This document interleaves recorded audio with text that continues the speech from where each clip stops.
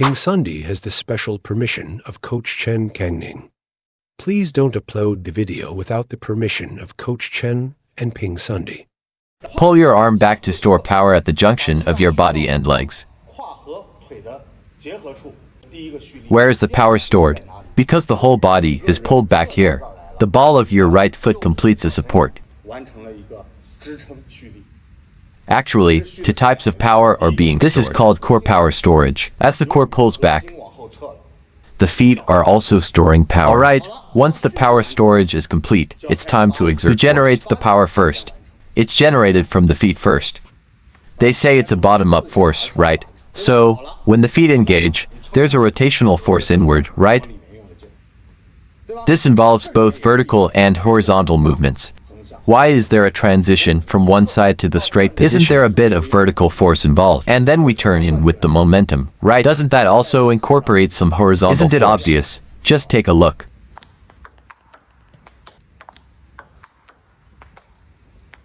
Isn't it clear how to generate power through preparation? Why do many people struggle with their forehand even though strokes? They do generate some spin. They have turned their strokes into purely vertical power.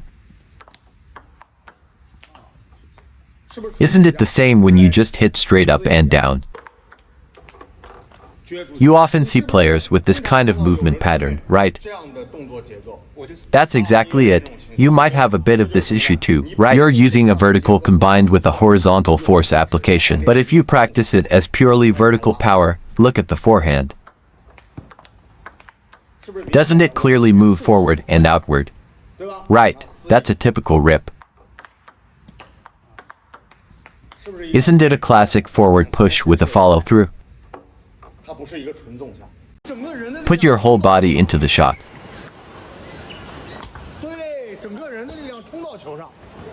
Then don't push your hand forward. Just keep your hand steady. That's good. Put your whole body into the shot. Right. And if you toss the ball like this, it will be straighter. You won't need to toss it at an angle. Why is an angled toss considered a fault? It's all about generating force together. But if I toss it straight, I'm not being sneaky. If I use my body to generate power on the shot, isn't that also combining forces? Isn't finding someone the same as finding the ball? Isn't this the point? Look, I'm rushing to the ball. Did I use enough power? Why do I have to use power like this?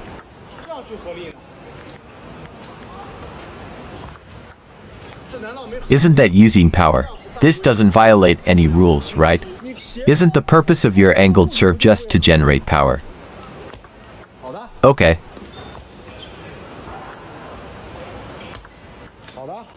When serving, your butt should lean back. How can you expect to produce quality like that? I'm just saying you shouldn't push your hand forward, but the body actually moves out. Do you understand? Look at my whole body in this position. You often serve balls like this now. It's going out, right? It's anticipated to go out. Pushing and looping are a category of techniques. Looping is purely a vertical technique. Flicking and ripping are a type of technique. They combine vertical and horizontal techniques. Is looping purely vertical? Also, young players who haven't learned flicking yet should practice these techniques during their introduction. What technique is this?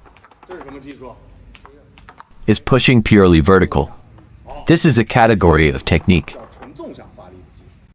This is called a vertical and horizontal impact, right? Then use the leverage to generate force, vertical and horizontal. Although the movement range is small, you can clearly see that it's not just a simple forward friction. It's a fast forward impact on the ball, going outward. Isn't it obvious? Good pull.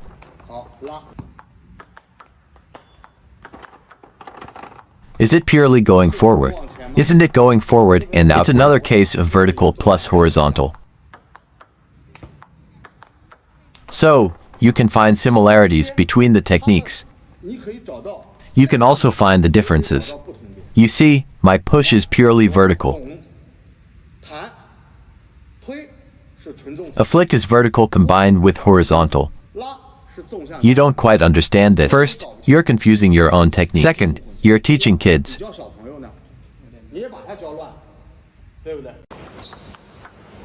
Okay, hold the spin. He did really well, but he has one small flaw. Hold the spin. Still turn forward. I'm holding this ball and spinning it out. You're a bit stable now. Turn forward, so keep turning forward. In our Chinese terms, you're not generating enough power with your flick. If you hit too hard, it can still be a bit thin. You might easily end up giving this away. This is where it can hurt.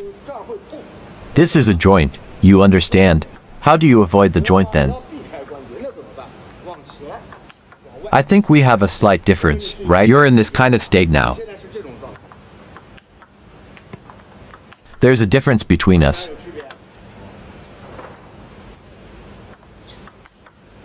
Right. What benefits does that have? You can fully unleash your power. If you try to flip the straight bar at the gauge, the joints will hinder you. But if you avoid that, when you push forward halfway, the joints won't be an obstacle anymore.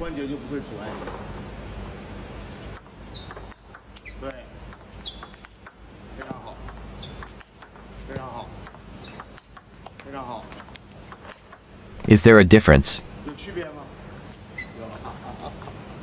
What do I do compared to you? Suddenly, just a little bit. Why do I need to keep my wrist? We just talked about this, right? This way, it stays more stable. Then you say this will drop the wrist. Other techniques are all wrong, but using this is definitely right. When I go for a loop stroke, I want to keep my wrist as stable as possible. Pure vertical force application. I need to make him lock in, so I have to drop my wrist. This is how I can generate quality. Read more about table tennis on my blog, PingSunday.com. Get free ebook and coaching advices. See you in the next video.